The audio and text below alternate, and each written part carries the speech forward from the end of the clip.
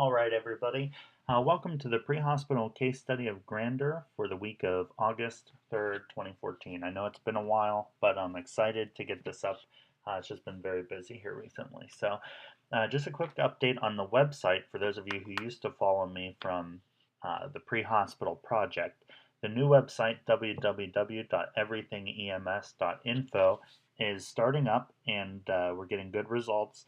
It's just taking a little bit of time to get it all straightened out. So on there, if you want to go check it out, see the website in progress. It's not anywhere near complete yet, so don't get all upset and expect anything fancy.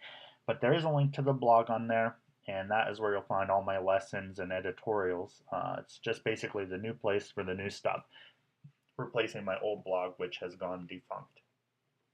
So without further ado, this case study happened 2 weekends ago. It's with me and one of my very good friends, Simon, who was on Medic 14. I was on Medic 3 as the backup. So the call comes in as a 68-year-old male who's passed out and his AICD fired 3 times. So 14 arrived first, and Simon found him there, supine on the second floor landing. He's conscious and alert. He's a little diaphoretic, looks a little pale, but he says his symptoms have largely resolved. His AICD hasn't gone off again. It was just 3 right in a row, and now he feels pretty well, but he agrees to let us check him out. So Simon starts doing his assessment, and he finds out he can't get any heart rate or blood pressure externally. So we do have a little more information from the dispatch and from our initial patient contact, which I'm not going to give you because that'll give the entire case away. So we do actually have a little bit more information than I'm giving you. So being the good paramedic that Simon is, he put the patient on the EKG, and his initial rhythm strip is this. So a little shocking for someone who's sitting there and talking to you. And so you think of some of the reasons that this might be happening. One of the reasons that people would come up with is that maybe this is not VFib, maybe this is a perfusing multifocal tachycardia like torsades. The problem with that is that it's such low amplitude. This printout on a Philips monitor paper, anybody who has a Philips knows that that paper is pretty narrow, and to have an amplitude this small, it's very rare for that to be any type of perfusing rhythm. Also, if you're talking about torsades normally has this very smooth transition, and if you look especially like in this area over here, these are not very smooth transitions, where normally in torsades you wouldn't have one peak that's higher than the peaks on either side of it. So that would be very unusual. So some of the other reasons you can come up with is maybe a lead is partially off, which that doesn't really happen anymore because usually you'll get the dreaded dotted line and not some type of weird dysrhythmia. And maybe the patient was tremoring and he was not. So none of those answers are the thing.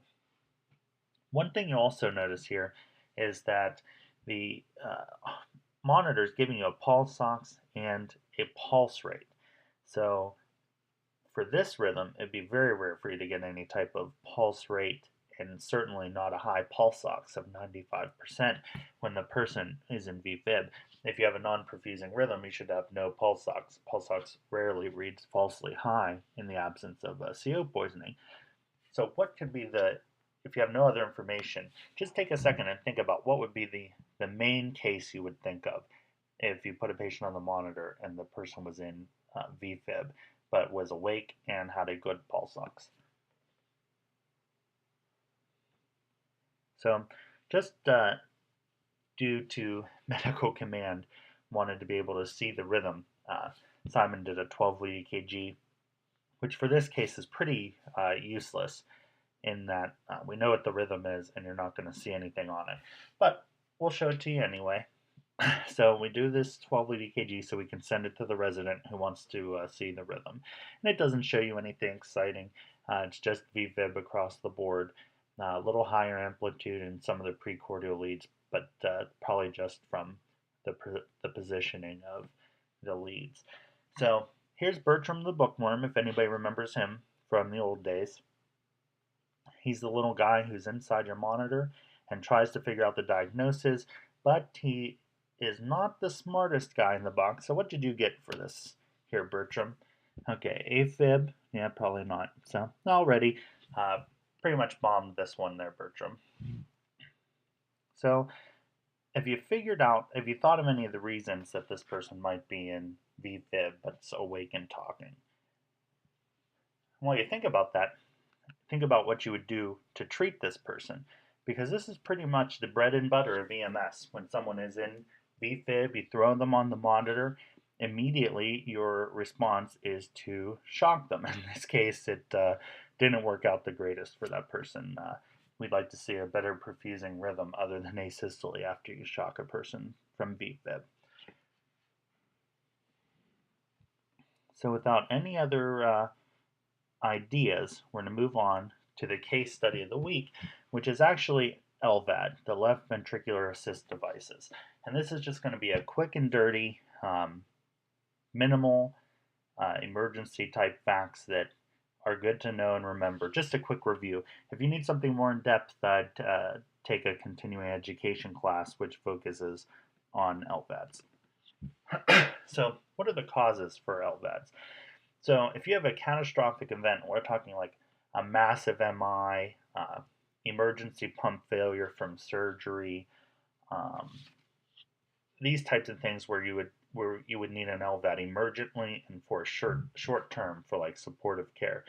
Sometimes after you get a left ventricular assist device, the right ventricle is very weak, and you might need some post-operative support short term before the right ventricle regains its function. And the number one reason for getting an LVAD or any type of ventricular assist device is actually heart failure, which is pretty, the other two causes come down to those people who are in heart failure. But just a general medical heart failure patient who has so much ventricular dysfunction they cannot perfuse themselves on their own, these people will get some type of ventricular assist device. So the types of ventricular assist devices are the transcutaneous, which is pretty much an external machine, short term, and usually used for post-operative support.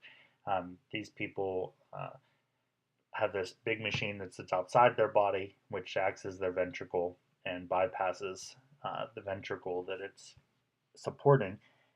And like I said, short term until either their own heart is strong enough or the person gets an implanted device. So an implanted device is obviously longer term. There's a couple types. Obviously, the left ventricular assist device, usually continuous flow. These are the most common that you'll see pre-hospitally. An RVAD, which supports the right ventricle, it's a little bit less common, usually emergent, and it's used for supportive and shorter term care. There's the BiVAD, both ventricles, and then there's the total artificial heart. So what we're going to focus on is the most likely that you're going to come in contact with in EMS, which is the LVAD, the left ventricular assist device. Excuse me. So we're going to talk briefly about how the LVADs work. This is a nice diagram I was able to find on the internet from peh-med.com. And basically, it starts by taking blood out of the apex of the ventricle, the left ventricle. And so the blood is kind of fanned out of the apex of the left ventricle, and it's taken down to the pump. So this is basically a prosthetic left ventricle which bypasses the actual left ventricle in the heart. And there's a blade in there that rotates about 7,000 times a minute in a continuous flow device. And so there's no pulsatile action. It just is constantly bringing blood from the ventricle, passing it up through the outflow valve housing and tubing, where that is basically like a mechanical aorta. It's a synthetic aorta which actually feeds directly into the aorta, where the blood is then passed through the rest of the body. So just like your heart, the blood comes in, to the left ventricle and then is discharged to the aorta, which the first part is man-made, and then the man-made aorta actually feeds into the actual aorta of the patient. External from the patient, there's a system controller or computer head. There's also the battery pack, which the patient usually carries around in a fanny pack or on a strap on them. And so those are the things that you'll see is just the system controller or the module and the external battery pack. So in short, LVADs work just simply by having a left ventricle, which is not part of the heart. The blood must be diverted out of the heart into the artificial left ventricle. It is then pushed up into the artificial aorta, which is fed into the body's aorta and then travels the rest of the normal pathways through the blood, through the body. So when you think about you're doing an assessment on a patient who has an LVAD, you have to rely heavily on physical exam. What does the patient look like? Is the patient mentating? Does the patient have signs of shock? Is there a blood pressure? Does the patient ever have a blood pressure that's palpable? Sometimes you can't get a pulse ox because there's no pulsation or good distal perfusion to the fingers. So you have to rely on your physical exam. What does the patient look like? Is the patient sweating? Is he mentating okay? Does the patient have any type of fever? And as you can tell here, the ECG is pretty useless if you're talking about cause of the syncope. Well, here you can clearly see what the cause of the syncope is. It probably is the patient went into VFib and the defibrillator shocked him 3 times back to back. Why the defibrillator wasn't continuously shocking him is likely because it probably has a limit on it to only shock so many times because the patient has an LVAD. So it's not that disastrous for a patient who has an LVAD to go into VFib because that left ventricle device is actually doing all the perfusing for him. So the AICD may fire, a set 3 times and say, okay, clearly that's not working. Let's not put this awake man through the torture of defibrillating him 14 or 15 times. So, and I wouldn't say, as you can see here, I wouldn't say the EKG is useless because while this 12 lead doesn't give you much information, you can clearly tell that the patient has a ventricular dysrhythmia, which might lead you in the correct direction to figure out his syncope. So some of the causes for a patient to be in left ventricular dysrhythmias, or excuse me, just ventricular dysrhythmias, is dehydration or sepsis. Because if you imagine if the patient has shock where they have less blood to perfuse, the ventricle is less full, and therefore the cannula, which is inserted into the ventricle, might agitate the muscle more because there's less buffer between the actual cannula and the heart wall, which could send it into a ventricular dysrhythmia. Also, patients that might not be taking their beta blockers post placement could commonly develop VTAC or VFib. So that gives you a pretty, might point you in the right direction as to the underlying cause, but you're not going to likely find a STEMI or anything like that that would be the cause. So what are some things to ask your LVAD patient? Important things are to know: did you contact the people who put your LVAD in, and what hospital did you get it put in at?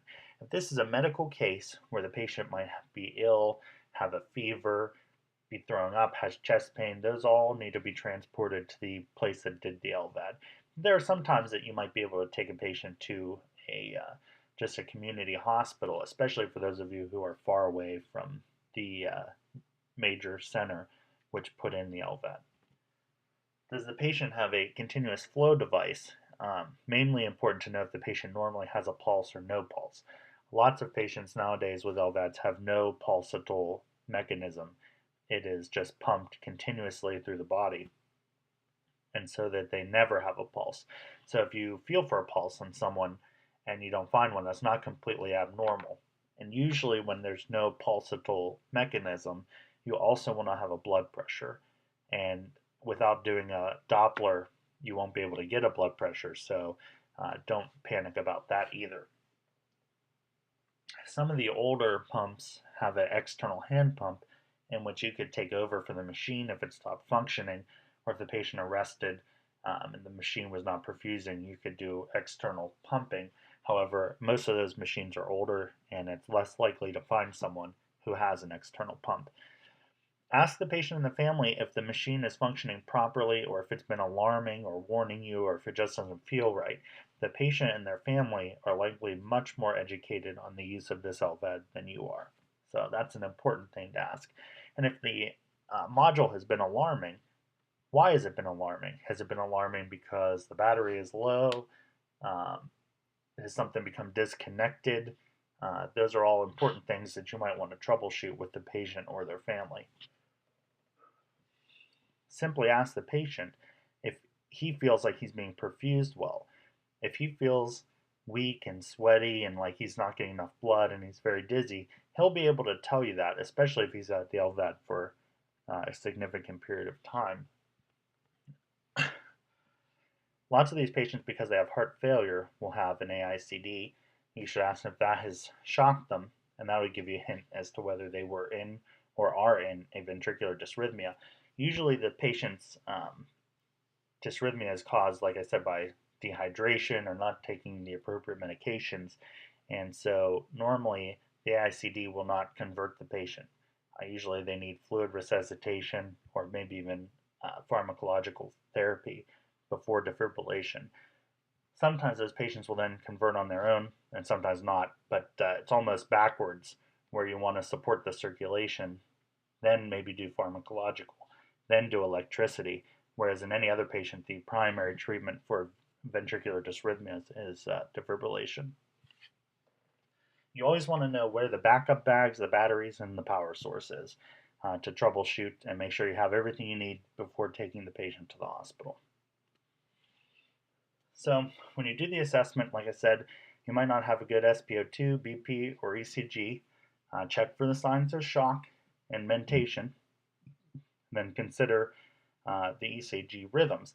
So if you put the patient who, especially an unconscious patient, on the monitor and you see rhythms that you would have previously thought were incompatible with life, PEA, severe bradycardia, VFib, but the patient is breathing, and even if they're unconscious, then you want to consider other causes, because frankly that person's heart might be doing its own thing all the time without having any sort of organized perfusing rhythm.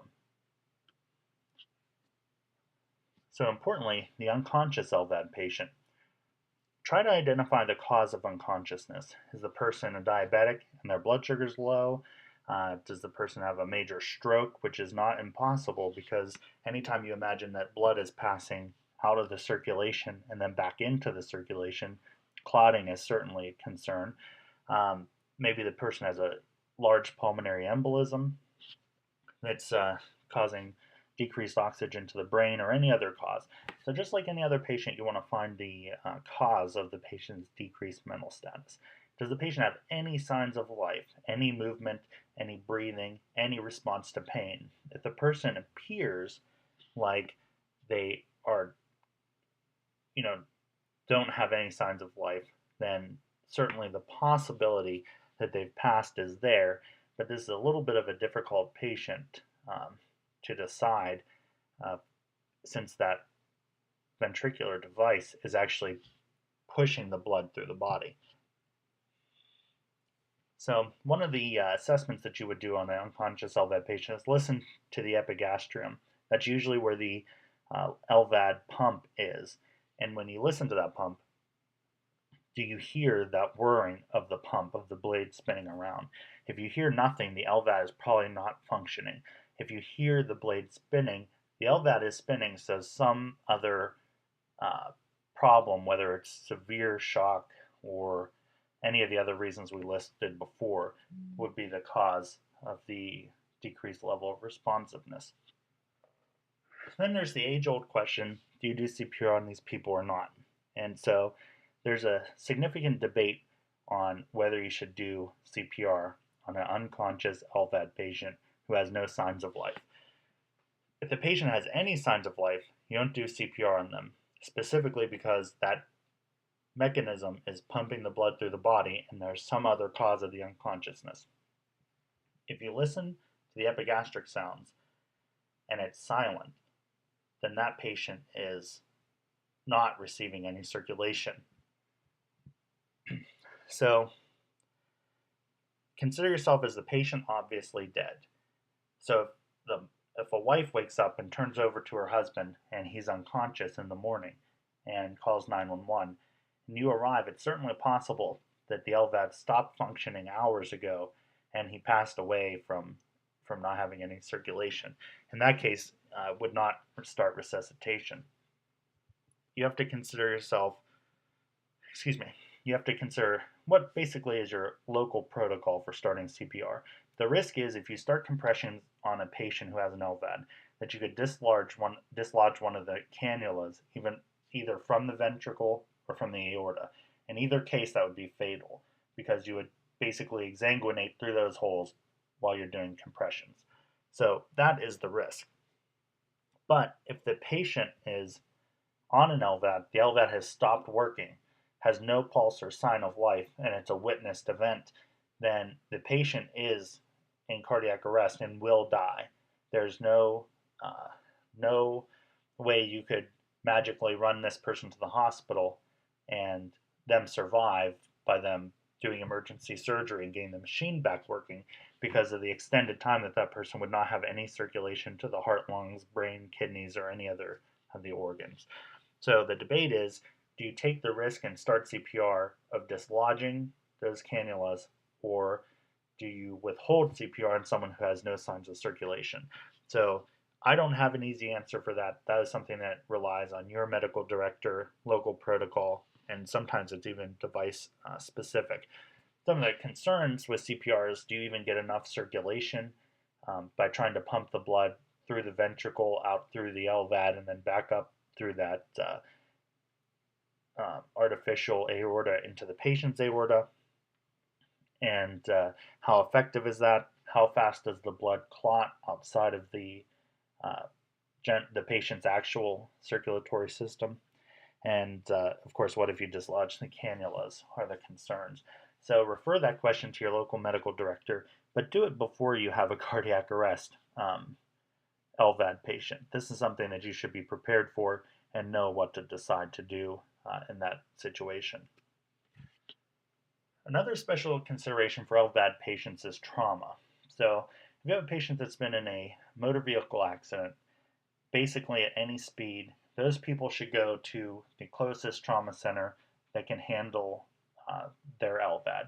So we're very fortunate here in Pittsburgh that we have 4 level 1 trauma centers within the city.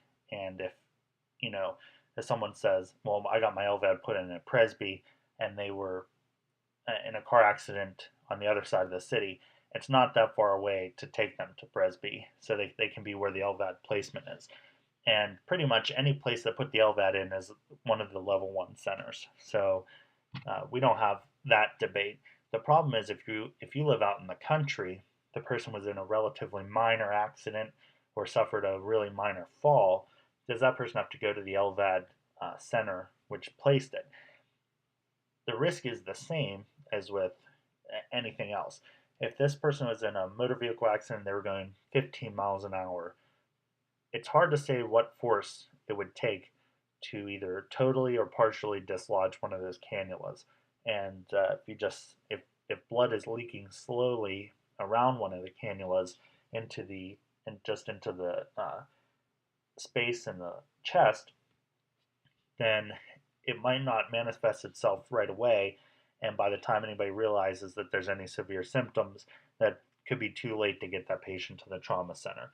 So any blunt or penetrating traumas to the chest or abdomen, the patient should be seen, of course, at an LVAD trauma center. And any significant, even if it's a relatively minor motor vehicle accident, any type of jarring of that equipment inside the patient could cause an exsanguination. Now, if you think a patient, stepped off a curb wrong, twisted her ankle, and fell down onto her rear end, maybe she doesn't need to be transported 75 miles away to be at an LVAD center. Maybe she could get her ankle looked at one of the community hospitals, but you should confer with that community hospital doctor because some of them might just not want that patient into the ER. Now, if you have injuries that don't affect the LVAD at all, like a shoulder injury, or you get a laceration on your arm or leg, or you get a dog bite on your ankle, those are all things that could be treated without taking the LVAD into consideration. Something simple, packaging of the patient. The patient should be in the position of comfort. If you have to immobilize them, you have to reduce chest restriction for both the stretcher and the immobilization straps. And all the external equipment there should be nothing between that equipment and the patient because you don't want to get the wires tangled up. You don't want to get any risk for getting caught on something or being ripped out. And you certainly don't want anything uh, compressing it either. So there should be none of your equipment should be between the external equipment and the patient's chest. And when you put the straps on the patient, the straps should be loose enough not to restrict any of the chest wall to decrease any blood flow through the LVAD. So basically, what we're coming down to with this case is notify the receiving LVAD facility. You should always alert their team. Transport to the appropriate facility, which usually with an LVAD patient will be the LVAD facility. If a patient's having shortness of breath, they should go to the LVAD facility. If the patient's having chest pain or diaphoresis or passed out, they should all go to an LVAD facility. So use your best judgment and involve medical command early. Remember, your common tools of assessment will not be working as well, and so you're going to have to use your physical exam assessment skills to overcome that. Bring all the backup equipment and batteries. Take someone with you who knows more about the LVAD than you do. So take a family member, either in the back or the front, and make sure that they know and have all the equipment. If that's impossible, make sure before you depart you know exactly what to do in an emergency and with what type of equipment to do it with. So that you'll have the batteries in case they fail, you'll have the backup module if they have one in case that fails. You should bring all of their backup emergency equipment and know how to use it if nobody can come with you. And always listen to the patient and their family. They're more well versed with this than you. So if the patient doesn't feel right or tells you this is what they suspect is wrong, it's probably that. So follow their advice and guidance, and especially follow their advice on how to operate and troubleshoot their LVAD. So thank you very much for stopping by for this week's lesson. Like I said, there's the link for www.everythingems.info, and on there is the blog. You can also explore the rest of the site, but it's in construction stages. And also, if you have an interesting case or especially interesting EKGs, email them to me at ekgs4james@gmail.com and with all the pertinent information. And if we are able to use it for a case, we will. Or maybe your EKGs will end up in my textbook. Thank you very much for stopping by this week, and hopefully we'll continue the pattern and get one up next week. Thanks.